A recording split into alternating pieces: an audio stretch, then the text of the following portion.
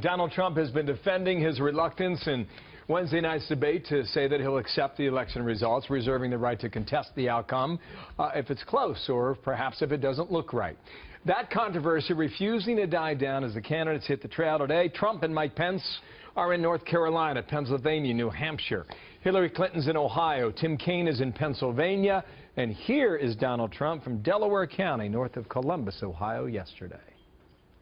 I would like to promise and pledge to all of my voters and supporters and to all of the people of the United States that I will totally accept the results of this great and historic presidential election if I win.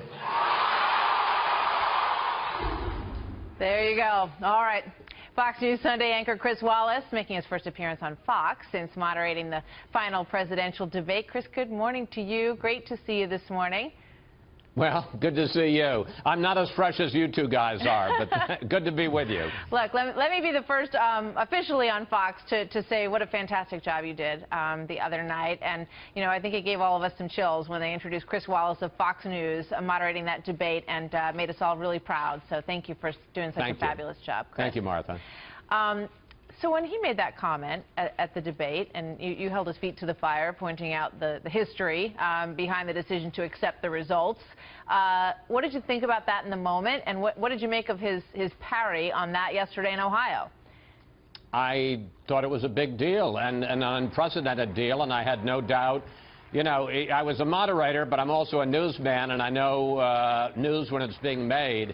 And look, let's put this in context. Sure, Al Gore contested the election when it turned out that it came down to 500 votes in Florida. That's a very different deal.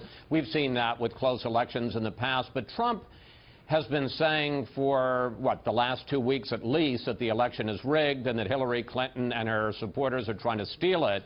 And it was a big enough issue that Mike Pence, Trump's running mate, was asked on Sunday, will you accept the results of the election? And he said that he and Trump will, quote, absolutely accept the results. So it was obviously something I needed to ask him because Trump hadn't said that. And as you point out, when I asked him the first time and he said, well, we'll see, I thought it was important to put it in the historical context that we're talking about one of the tenets of our democracy, one of the strengths of our democracy, which is you have a hard-fought campaign, and then at the end, even if you don't like the results, the loser supports the winner and says there's only one president. And so I wanted to put it in that context as I re-asked him the question, and that's when he said, you know, we'll see, I'm going to keep you in suspense. Yeah.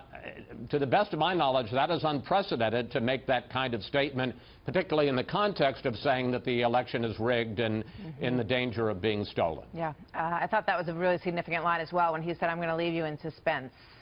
He likes to build the drama. We've seen that over the course of this, but as you pointed out quite accurately, he's sort of playing with something that we all sort of accept to be one of the truths, one of the solid truths of democracy, and there's been a lot back and forth. He also clarified it this way. Let's play a little bit of this from the same rally yesterday and get your thoughts. Of course, I would accept a clear election result, but I would also reserve my right to contest or file a legal challenge in the case of a questionable result. Right? And always, I will follow and abide by all of the rules and traditions of all of the many candidates who have come before me. Always. So, he could have said that the other night. I was going to say, that's a much better answer, and I don't think there would have been nearly the stir had he said that on Wednesday night in front of 71 million people, but he didn't say that. Before I let you go, what did you think about last night, the Al Smith dinner? I was disappointed.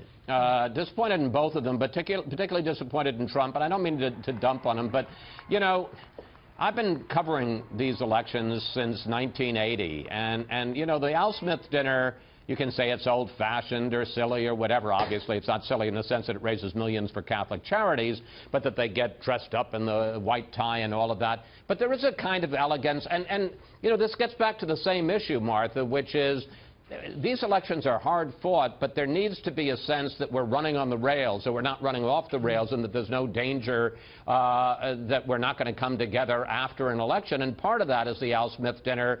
And I can remember, you know, with Ronald Reagan or Barack Obama, you know, with a certain dignity and class, Romney last time, you know, making some self-deprecating jokes, and then taking maybe a couple of light, maybe slightly cutting, but within the bounds, shots at the opponent. But I do think Trump went over the line. I thought Clinton was somewhat unpleasant, but you know, for Trump to be talking about she crooked Hillary and she was kicked off the commission, and you know, she's pretending that she likes Catholics. And you know, you could tell the crowd was kind of shocked by it and booed him. That's the first time I know that anybody has ever been booed at an Al Smith dinner, and it's just, you know, there needs to be, as tough as these elections and as divisive as these elections are, there needs to be some glue that binds us together, and I'm afraid we're in danger of losing that glue. Well put. Dignity and class, humility, grace, all those nice qualities that I think everybody would have found a sense of relief from if they had seen some of that go back and forth last night, because there's a lot of anxiety in this country about what's going on in this election, and it was an opportunity that I think was really missed last night to sort of put a little bit of whipped cream and cherry on top of that, which they certainly did not do last night at all. Chris, thank you so much, and again, congratulations on a job well done. Thank you, Martha.